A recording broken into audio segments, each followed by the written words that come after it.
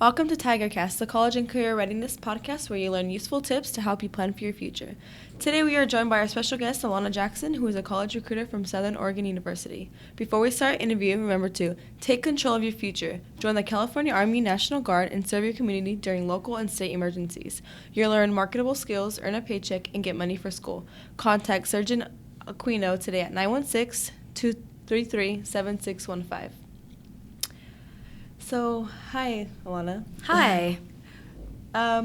So you are a college recruiter at Southern Oregon University. Yes, I am. Okay. What do you love about your school that you're representing? What's unique about it? What sets it aside from other colleges? Well, I love my school for a lot of reasons, but one of the main reasons why I love the school, I love the community in and around the school.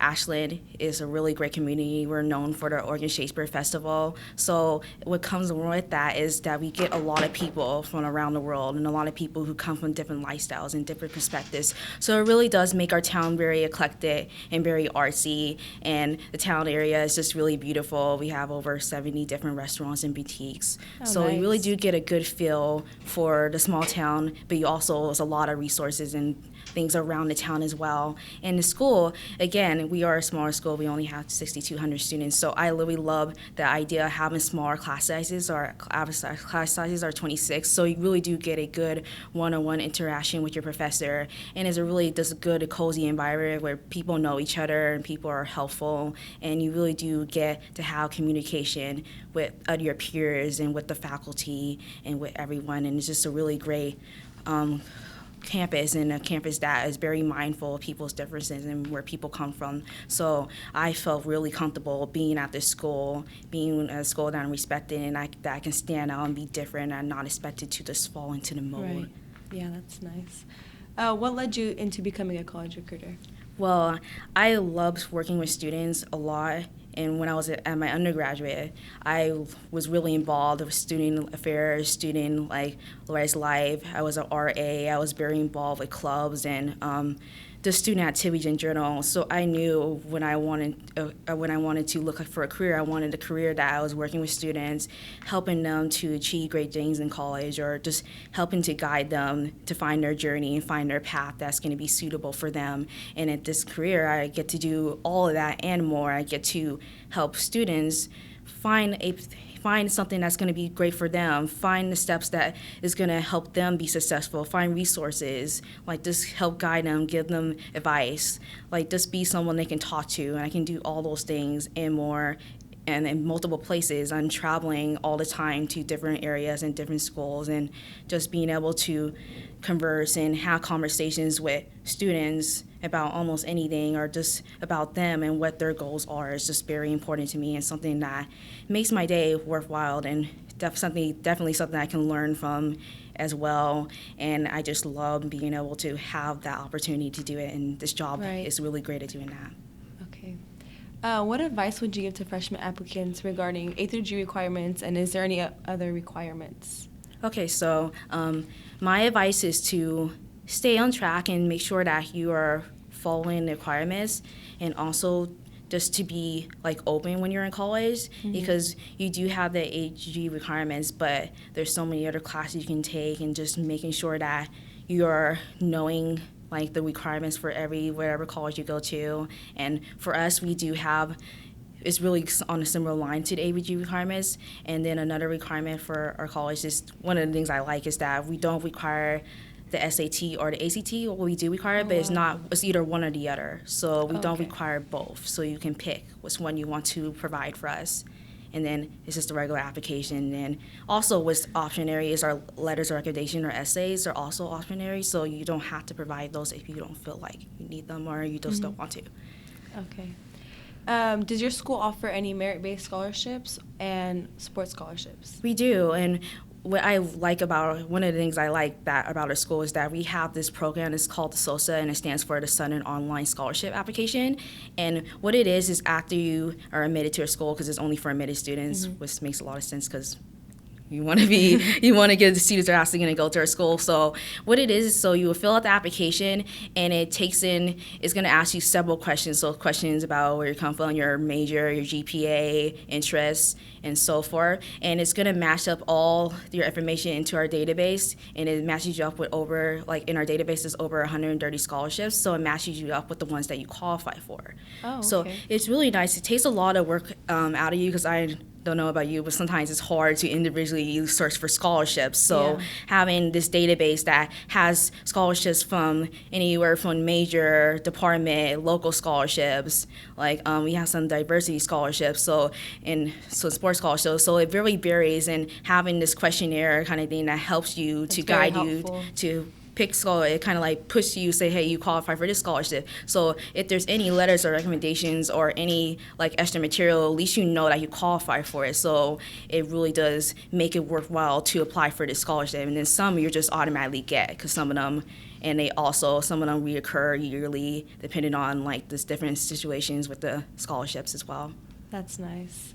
Is there a lot of internship opportunities for students? Yes, there is, and that really does go along with our smaller class sizes, because like I said before, having smaller class sizes gives you a really opportunity to really have connections with your professors, and a lot of our professors really are helpful in helping you find internships, because it's so small. So we really do give personal connections, and we figure out what you're interested in, what your future goals are, and we're really helpful to get your outside sources and get the connections you need to be successful after you graduate, so you're not just a degree, you have experience beyond the classroom, and experience that's going to help you be more successful in grad school or whatever program you're trying to do after you graduate. So we really do encourage our internships very early on too. So it's definitely great opportunities at Southern University for internships. Are there any programs that provide additional assistance to undocumented students? Yes, so we have a bridge program, and it's really catered for students of color or first-year generation college students. In this program, it really does help have extra mentorship. You get a week of extra tutoring and just help, and it's really helped to guide you in the program and help to give you resources and have people that you can actually talk to, or people you can access further information as well. So we have programs like that. We also have a lot of resource centers, or again, multicultural resource centers, and they have programs on all the time, and they're able to again help guide you, provide you with extra resources that you may need as students, and just if anything, give you support that's going to be helpful. Right. Okay, so we're going to get talking to a little bit about the community and the campus of Southern Oregon. What division is Southern Oregon? So we're part of the NAIA division.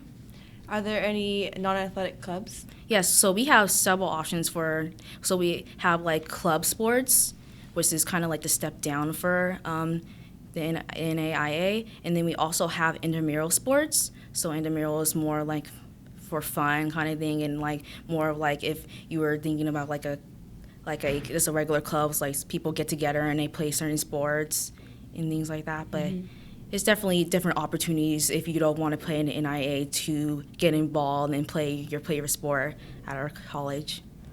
Right. And I know you said that Southern Oregon, around there was festivals that are you guys are famous for or popular. And is it an urban or suburban area?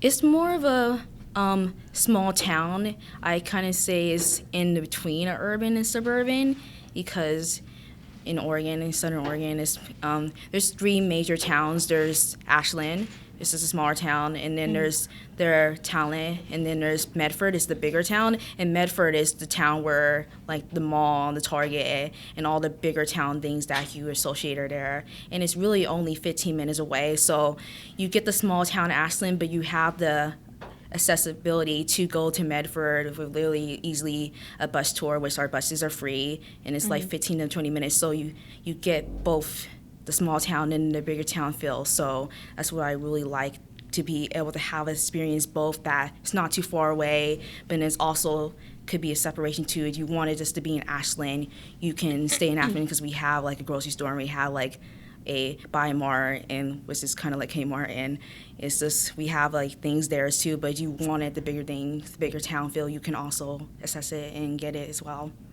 Nice. Do students typically graduate with a lot of student loans, or how is that?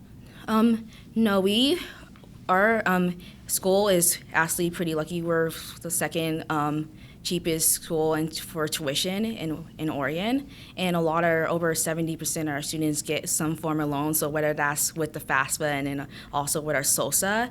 So students usually come out pretty well, and then we also, you're worried about cost, we have like certain opportunities, like we have our RTC, which you get free housing, in-state tuition, and you would have like opportunities just to become a leader and be able to work with people who really value group activity work. And then we also have what's called the WUI, which stands for the Western Undergraduate Exchange. Mm-hmm. And for us, we make the WUI as simple as possible. Some other schools may require majors, specific majors, specific GPA requirements, specific test scores. For us, we don't require any of those things. We just have to see you're from California or from one of the territories of the WUI, and you automatically get the lower tuition rate. And this tuition rate is over $12,000 less than out-of-state tuition, oh, wow, and only $2,000 more than a Oregon in-state tuition. So it really does help to break down a lot of costs for students, especially students in California,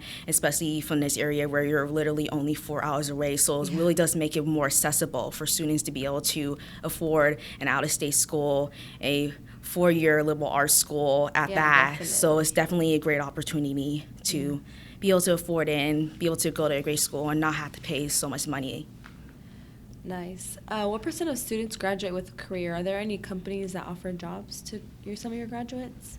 So we do, again, we have like a lot of connections with internships and things like that. So around the town, there's companies that like outsource and help students, especially if you're going into theater. Like a lot of students are really connected to the Oregon Shakespeare Theater, and then our Oregon School for the Arts, which is very, again, helps to work for the Oregon Shakespeare. So you're interested in like theater or anything or arts like that, you do have opportunities to audition and become part of the MFA program as well. And there just are opportunities. It really does depend on your major and where you're trying to go.